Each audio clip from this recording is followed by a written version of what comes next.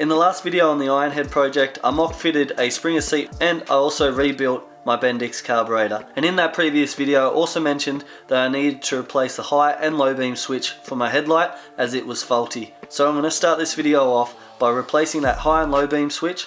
Then I'm going to whack some new grips on the bike, followed by hooking up the accelerator cable and choke cable to my carburetor. Then move on to reinstalling the air cleaner and a new petcock for my tank. And after that's all done, I'm going to take the bike to the father-in-law's where he's going to weld up some mounts for that Springer seat. So let's get to it.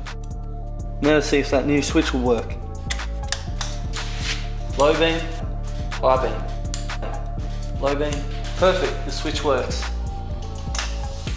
Now it's time to put the new Vans grips on.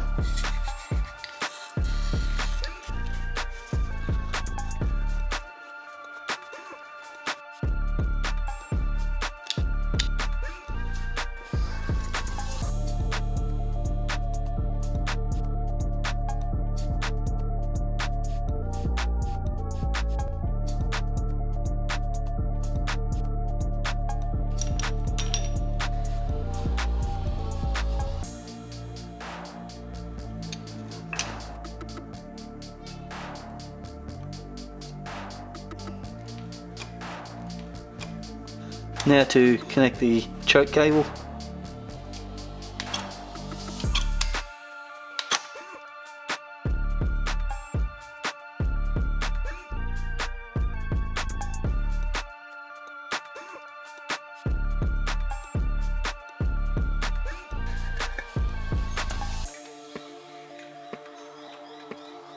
Now everything's attached to the carburetor. It's time to whack in the brand new petcock, and I'm just going to use some thread sealant which is fuel resistant.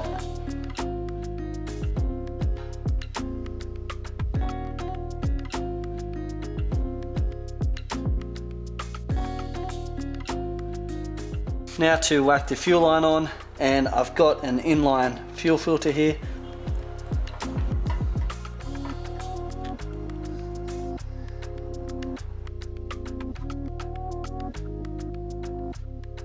So I've wired up my front and rear indicators and replaced the flasher relay in my headlight housing. So let's see if the indicators work.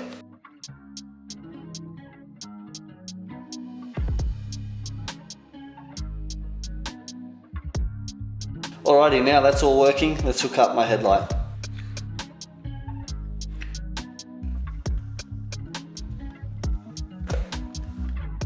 Now for the locking rings.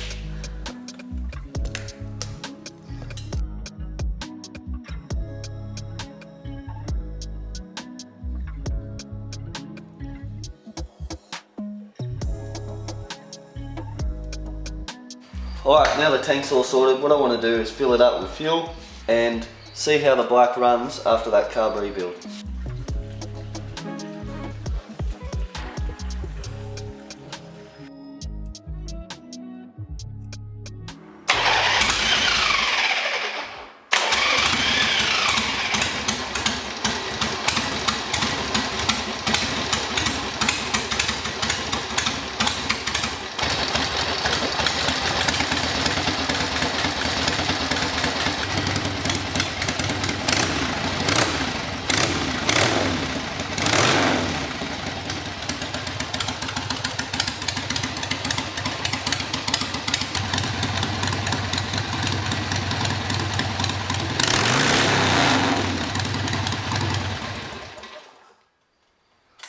Well, the bike seems to be revving out well, so happy with that. Now let's take it to the father-in-law's and get that Springer seat welded on.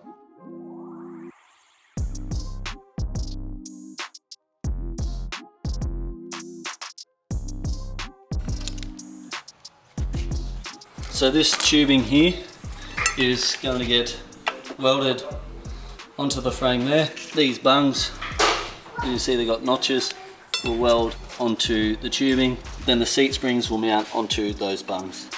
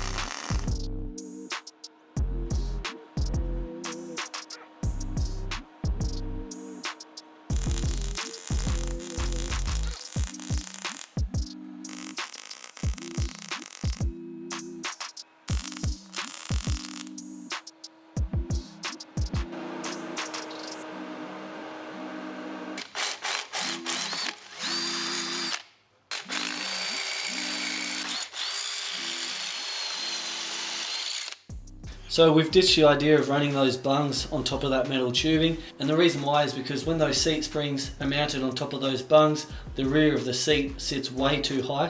So what we've done here is just drilled some holes into that metal tubing, and we're going to be welding on some 10mm bolts that the seat springs will mount directly to. That way we have a lower profile with the rear mounts of the seat.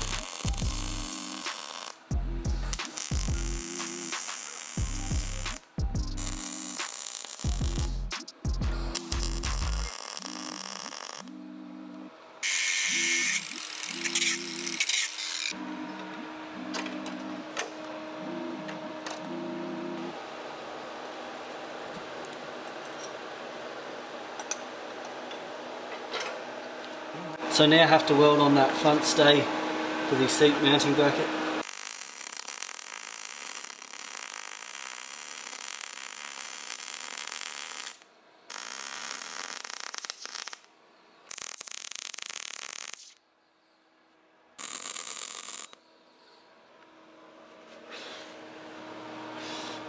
Alrighty, that's all I've got time for in this video. In the next one, I'll be dressing up the welds just with a grinder. Then I'll attack the frame with some gloss black paint.